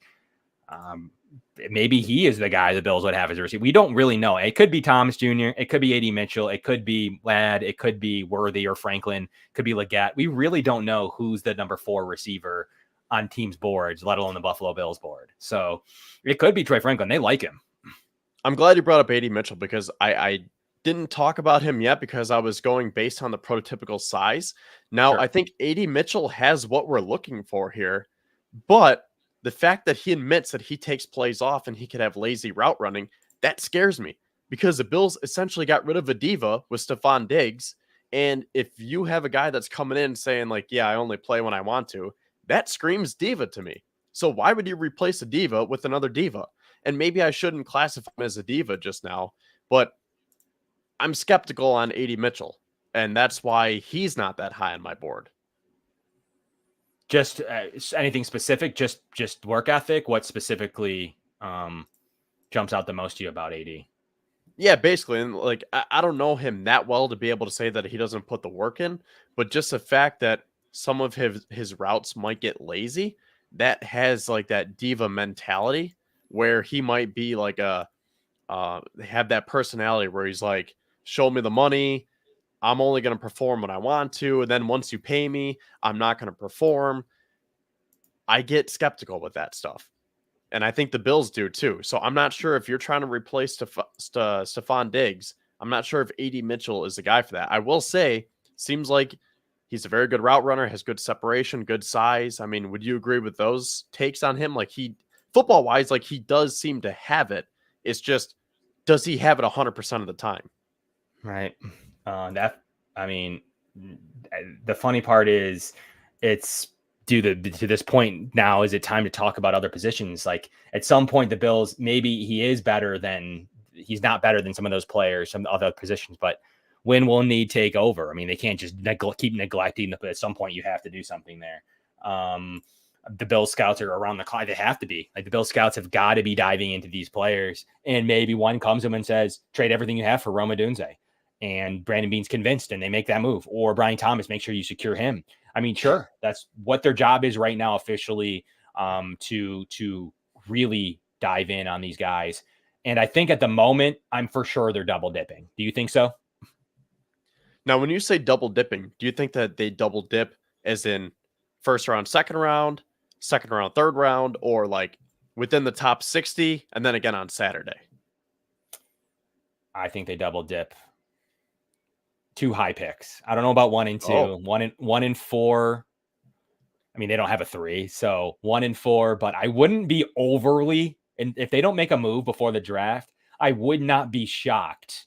And you can take this to the bank with a back-to-back receiver selection, because you need to mitigate the risk that you don't have a receiver. So let's say they do go with a Ladd or Xavier Worthy. Maybe they double down if Keon Coleman's still around. If Legatte's still there. Ricky Pearsall. I think that they could double dip in this draft without the third, making 1 and 2 more likely. They've done it with Boogie Basham and AJ Epinesa. So I think that it's possible. They have shown the ability to do so, especially if they go with a guy like maybe Worthy or Ladd. Maybe they do decide to go with a bigger player to double dip. I think that that's conceivable, or reverse if they go with a bigger player, Brian Thomas Jr. or something. I think that it's not shocking to see if they double dip with like a Malik Washington. Well, before we fire up this mini mock, let's talk about safety and defensive tackle, because let's not forget that, originally, and like I still want one of these guys, but I was thinking Tyler Nubin, second round, Cameron Kitchens, maybe Bullard, or one of those guys, Bullock. I got them both on here for us on my big board here, defensive line and safety. So you can kind of take a look at how they stack up together. Yeah. So, and like, again, we talked like, what if Byron Murphy slips? Do you take him at 28? What if Johnny Newton, Jackson Powers Johnson? Like, do you want to take a center? That was before this trade. If the Bills take one of those guys now, I think there's a player or two that I'd be okay with. It's Murphy and Newton. Outside of that, they got to wait on safety. I'm sorry. They got Mike Edwards. They have Taylor Rapp. They're going to have to go ahead and wait and see if they like Taylor Demerson or Cole Bishop or Jaden Hicks or Kalen Bullock. I just don't see how they're going to be able to get Tyler Nubin in this draft. For me, at those two positions you brought up, I don't see a single possibility except Murphy and Newton. If and when they're off the board, I think both of these positions are off the board. If one of them's there, they clearly do need to think about it long and hard, because quite frankly, you might be getting defensive tackle 1, Kevin, if this guy falls. So you have to consider that highly. And then Powers Johnson, I think he'll be gone, but if he's there, I heard he's falling on some draft boards. I just think they're paying McGovern $9 million next season. He's now their starting center. I do buy into the hype that he is going to be their starting center. next season. I don't think you can make a move there. It's fine to supplement with one of these guys later on in the draft if you so choose to. But edge is the interesting one. What about Latu? If Dallas Turner, who should be gone, or Jared Verse, or Latu, or I just don't think they can swing it on Chop Robinson or Darius Robinson or Chris Braswell. So if one of the top three fall, you also have to consider Dallas Turner, Latu, or Verse, just because those are the top of the board. So I think that there's some players that can take you off receiver, but my list isn't very large. How about yours? Yeah, I mean, there are a couple players that maybe I would take, but that's another reason why I was just so puzzled by the Stefon Diggs trade, because the Bills did a great job of filling all of their needs. Like, they filled those holes, right? And you were thinking that Brandon Beane can go into the draft and literally take the best player available. And as much as we wanted to find that wide receiver too, you thought, okay, if Latu is there, maybe you take an edge rusher. If Byron Murphy slips, you take him. Johnny Newton slips, you take him. But now the Bills have to draft for a need at the moment. Maybe there's still another corresponding move. There's a lot to think about here, because it's just going to get very, very hard to find that wide receiver if you go D-line in the first round. I think it's time to fire it up, Kevin. 90 minutes in. Let's see what happens. And we're going to actually talk about these scenarios. I'm going to use PFFs. I think they're good. I think they do what it requires very strongly. So I'm just going to use them for this 60 picks experience. We're going to use them for now. And then we'll kind of go from there. So we're going to fire up the PFF simulator. We're obviously going to pick the Bills. We said 2 rounds. We doing trades, Kevin? Yes or no? Oh yeah. I was going to say do 3 rounds, but the Bills don't have that third. They had a third. Yeah. I don't. Real quick. We're going to focus. We're going to focus. Let me ask you this before we start. So you mentioned a few of those safeties. I want to not necessarily talk about, but I want to ask you: Cole Bishop, Bo Braid, and someone like a Malik Mustafa. With the Bills not having a 3rd round pick, is that a position where you can wait until round 4? Or do you think that they have to? Yeah, they have to wait till round 4, in my opinion now. So those 3 guys that I mentioned, do you think that they'll still be there in round 4, or should they try to package something and get that 3rd round pick back? I think they're going to stay put right at the moment, especially now trading one of the 6. I think that they'll stay put for purposes of this discussion. It depends on what they do in the first 2 to see if how eager they are in what they go with. So I personally am thinking that they're going to stand fairly pat. Maybe they trade up a little bit into the 4th. I don't know. Getting back into the 3rd, because they have a late 4ths. Getting back into the 3rd is going to be pretty costly. It's going to be fairly costly. It's not just going to take a 4 and a 5 because they have a late 4 and a late 5. It's going to cost them probably both 4s. So if they feel like that is the move, they could certainly do so. But I think maybe it's time that they maybe will take some of those players. But let's fire this thing up. Here we go. Right now we're gonna fire up the whole draft, and we got it drafting slow. We're only going to do 60 picks here as we watch some of the guys come off the board.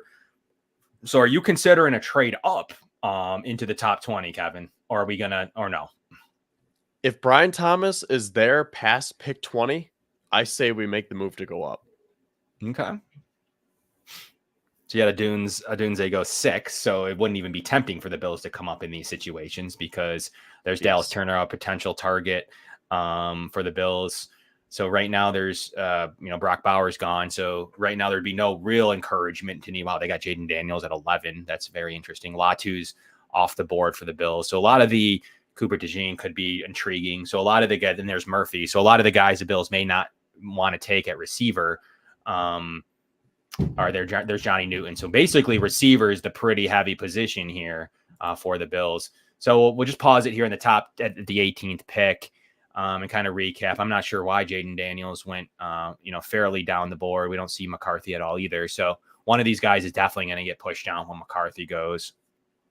So let's any thoughts off the bat here? Nothing crazy. It's not a great draft for how the Bills would want it to go so far.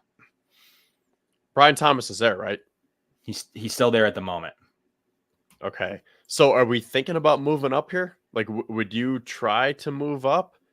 Should we wait maybe till 20. Like, should we let the next two go? Like, we're not trying to get up to 18, right? No, I'm not trying to get up that high. So you got Verse off the board now officially too. Wait, pause. Okay. Okay, so Pittsburgh took Wiggins. I mean, they go defense heavy, so I could see that, but do they need wide receiver help? Like in real life, is that something where they could potentially? Because I've seen mocks I where don't think they take Brian Thomas at pick 20, and then they take or not, and then but other mocks where they have them take in Xavier Leggett in the second round. So I'm a little bit weary of Pittsburgh right now because they could be that sneaky team that messes things up. Okay. I don't think there's much. Let's proceed with the Dolphin selection. They pick JT Latham. Minnesota could be a team to trade with. Yeah, so Minnesota could be a team to trade with if you needed. Philly actually went ahead and took Brian Thomas here in the mock, but this is probably the range that makes the most sense. So let's just say you were to trade with Minnesota. I mean, this is where you're able to just do a first and a 4. So I think the 23rd pick is about the range where you're hoping for the best.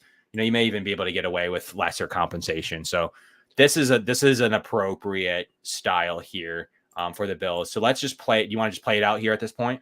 I was gonna say if Thomas was still there, make the trade with Minnesota, but we missed out. So let's stay put and let's try getting Leggett at 28, unless you think there's someone else that fits better. Because that might be a bit of a reach.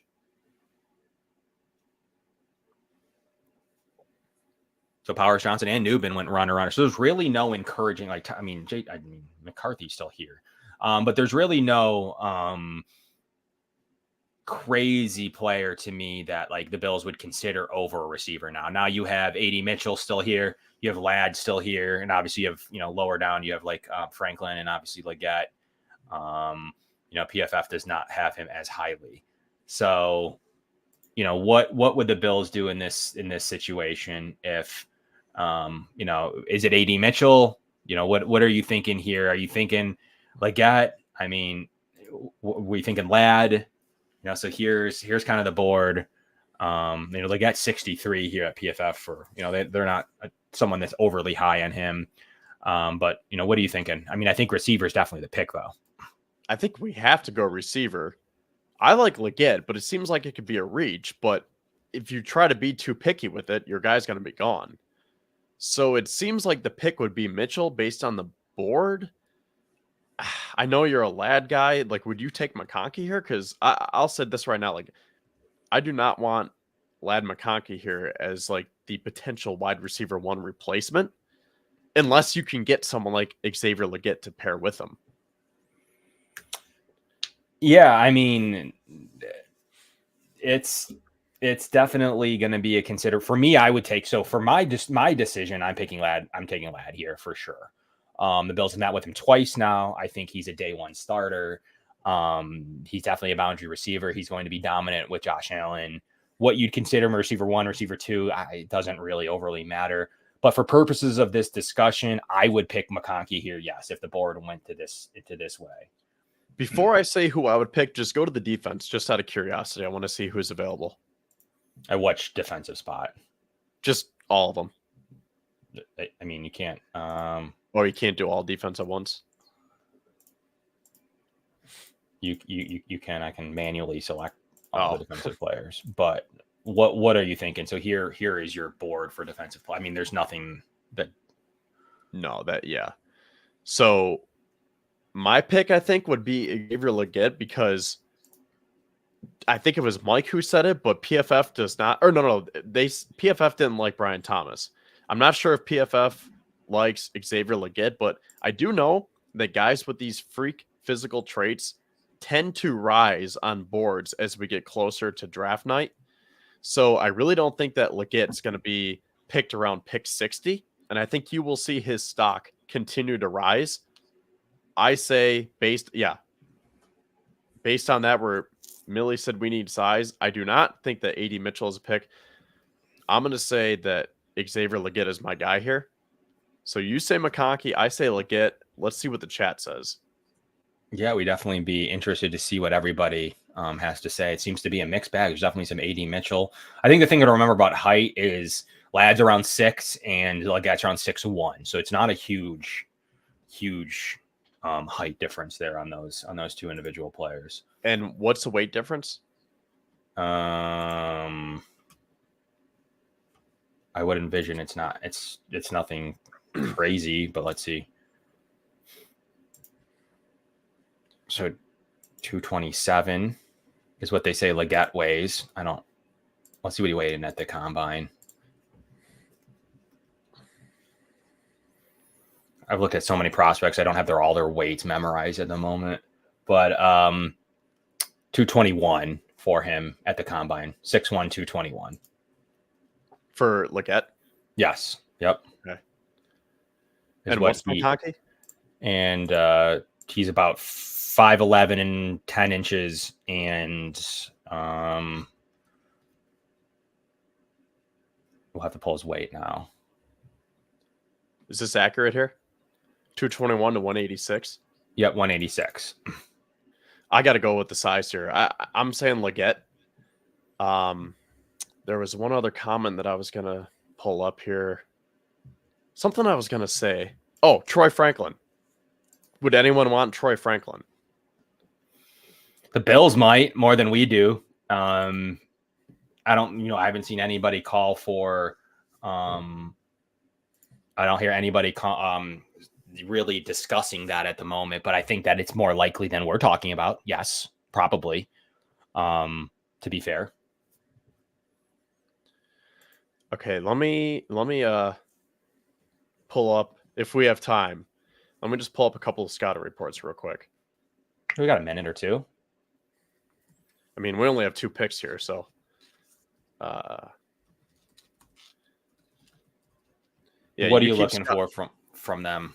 Like what are you trying to the problem I have with Legat, let me tell you why maybe he's ranked 63 here.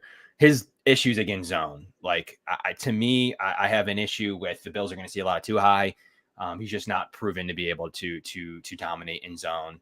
I personally like a separation guy. I think Josh does too. I think the height is negligible. The weight's a little different. So for me, like that's where I'm leaning in this discussion. And I think that would be the style of receiver that Josh Allen likes. Okay, so here's the report on Xavier Legat. Great size and build for the position, tall, muscular frame, very good contested catchability, strong hand-eye coordination, and flexibility to adjust to the ball. Above average long speed for a player his size, can be a vertical presence. Above average bully ball style yak player, strong downhill mover with some speed. But then the negatives: poor footwork and explosiveness at the line of scrimmage, too often fails to gain ground quickly. Below average acceleration and burst, needs to stride out for a bit to reach top speed. Below average change of direction, and can struggle to work back to the quarterback and find the ball at times. I just think that there's a lot of upside there. I think that last one is huge for Josh Allen specifically. True. Really, like when I see him, my first thought was that's DK Metcalf and AJ Brown combined into the next beast. Wow, I mean that's telling. I would think he would go higher than 28 if that was his most biggest advantage. Well, I think he's going to go higher than 62 because they're projecting him to go like 62, 63. That's why I think it wouldn't be necessarily that much of a reach to take him at 28. Because I mean, DK Metcalf was taken in the second round, right? Like right around that 60 spot. Yeah, I think what's funny is Legat is ranked 63, but the people are picking him 51 is about where they have him going. So the people are 12 picks higher than PFF are at that position, which is kind of interesting. And then reversely, AD Mitchell 31 ranked, but the people are taking him 29. So very, very interesting prospect. Ladd's kind of being drafted right around his projection. But I don't think Troy Franklin would be picked over these guys. But the Bills may have another opinion of what he's able to do. Now for McConkey here, positives. Great acceleration, gets to top speed in a hurry, especially as a route runner. good speed, can be a downfield threat as well as reliably run other routes off a vertical stem. Good flexibility and change of direction, quick feet and smooth hips. Good route runner at the top of his breaks, works to manipulate DBs and snaps off routes effectively, and above average concentration in hands when working in traffic. Negatives, very skinny frame, poor play strength, struggles to fight through contact, and poor jump ball ability.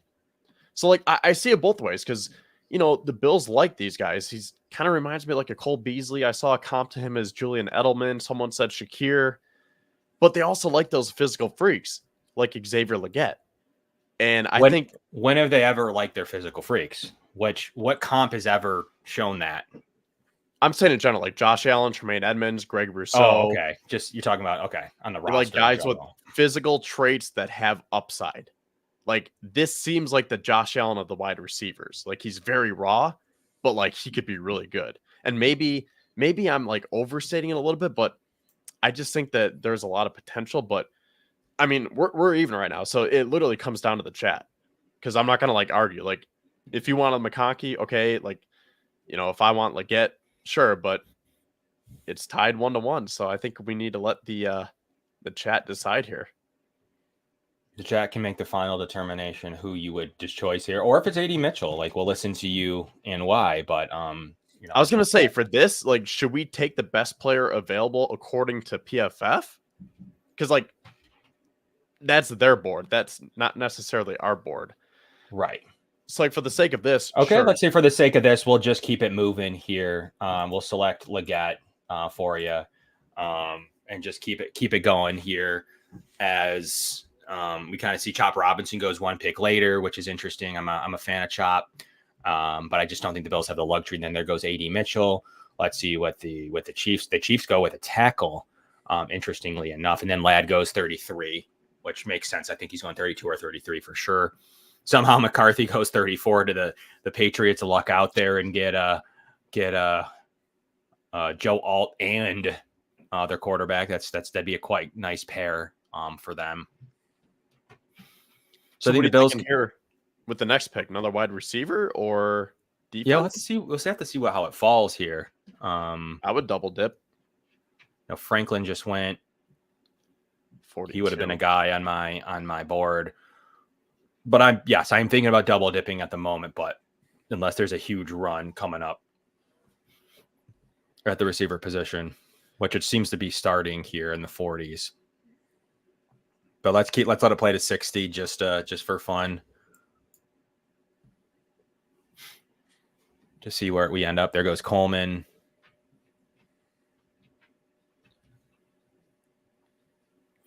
And Worthy goes one pick before the Bills selection, who could have been a very high consideration for the Bills there. But if you look at receiver, it has thinned out. So it does seem to be like if the Bills do want to make that double dip, they may have to move up at least 5 selections in order to do so. We could double dip with Javon Baker. A lot of people like Jalen Polk, definitely a really good player there at that position. We could go take a look at all. You still have Jaden Hicks there. Really studly guard in Christian Haynes. Could be a 10-year guard to pair with Osiris Torrance if they do decide to go that route. But nothing really else is really jumping out to me. Jaden Hicks is a gamer across the middle. He's a good looking player, good looking safety. Is that Sweat there? Yeah, there's Sweat there. I don't think they go with a third one tech though. No. At that position. I don't think that's going to be ultimately what they do. Who are the defensive tackles available? I don't think there's going to be an over abundance of them. It's not an incredibly talented unit. So it's just Sweat really in a couple of third round picks. So safety. I think they'd have to prevail against that. Nothing really jumps out to me at edge at the safety spot. You still got Hicks, Cam Kitchens, and Bullock. Okay, so I say either Hicks or Kitchens for safety, or do you want to double dip and take someone like a Jalen Polk? Big fan of Polk. I think he's massively underrated as their, pretty talented receiver behind Rome Odunze. They brought in Walker, and what he's able to do, and then Javon Baker is obviously another really talented player who many people seem to like. So I'm going to double dip here, I think, Kevin. I think just in light of the mood, and in light of the experience of what happened today, and until they address with a vet, if they do with a vet, like a Boyd or somebody, I do think that a double dip is in order now with the way that the system works. So, I mean, let's double dip with a Jalen Polk. I think that he is a very talented player. I think double dipping with him and Leggett would be a nice combination for the Bills. One that they could really help develop long term. But he's able to go up and get the ball in that contested plays. He has a knack of making those big plays. So I think that that's a very interesting selection to go with Leggett. 6'2", 204. So he kind of possesses that too. I was going to say, normally I would say take either Hicks or Kitchens, but based on what transpired today and considering that you kind of favored my selection with Leggett, yeah, well, I think we should go with Polk here. So we'll take Polk, and then we'll kind of play it out that way and see what happens. I think the Bills coming away with two receivers in general isn't a crazy world if a vet isn't added. So there you go. They did not like the Leggett pick, but that's just because they considered it a reach, and they obviously scored the Polk pick fairly highly. But there is our live double dipping of our mock draft that we had today in light of the Diggs news. So we'll kind of refocus, and we'll kind of get into a long-term mock in future weeks. But that's how it's looking right now, Kevin. How are you feeling if they actually double dip like that? I feel pretty good. Mike says that Leggett and Polk would be awesome. So maybe if you think that Leggett, like PFF thought that it was a reach, I think that would make up for it if you can get Polk at PFF has Polk ranked higher than Leggett. That's kind of funny though. Okay, yeah. So yeah, if you potentially reach to get Leggett, if you can still get Polk at 60, I think that evens it out. If not expanding, like I'm very happy with that. I'm happy with this too. We'll consider this because the Diggs news trade. We're going to keep this one on file to see if we double dip, and we'll reference this clip for if they do go ahead and take. So if the Bills get a free agent wide receiver, yes, that would change the game. Hicks or Kitchens would probably make sense. I think a double dip does make sense though if they don't go. I think if they don't go with the vet receiver, double dip is very much in play in my opinion. Yeah, and just to wrap up everything that we saw today, that is why I was so confused this morning when I woke up and I saw that he was traded, because now that essentially changes their draft board, where they might have to do what we just did and feel like you have to draft for need, potentially reach a little bit with the Leggett, double dip at wide receiver, and neglect other positions like safety, defensive tackle, edge rusher, maybe offensive line. I don't think that's as pressing. But you get the point that I'm trying to make here. But now, because the Bills need to find two wide receivers, a wide receiver one and wide receiver two nonetheless, they might have to expand their boundaries a little bit more than we're used to. We'll have to see how it all transpires, but we're hitting the 2-hour mark, so we really appreciate all 1,300 of our live viewers here. Please smash the like button for whatever modem or means that you're watching the show. For our Apple Podcast, we really appreciate everybody tuning in from Apple Podcasts and Spotify, and to our sponsors, Summit, Larson-Timko, Dave Dengler, and Coughlan's Pub as well. We're proud to have them on board. Kevin, give us some final parting discussions on our thoughts, the trades. Bring us home with what you're thinking as we hit the 2-hour mark here soon. Oof, man, a lot went down today, but I guess I'll just echo my statements from earlier on in the show. The Bills will be okay.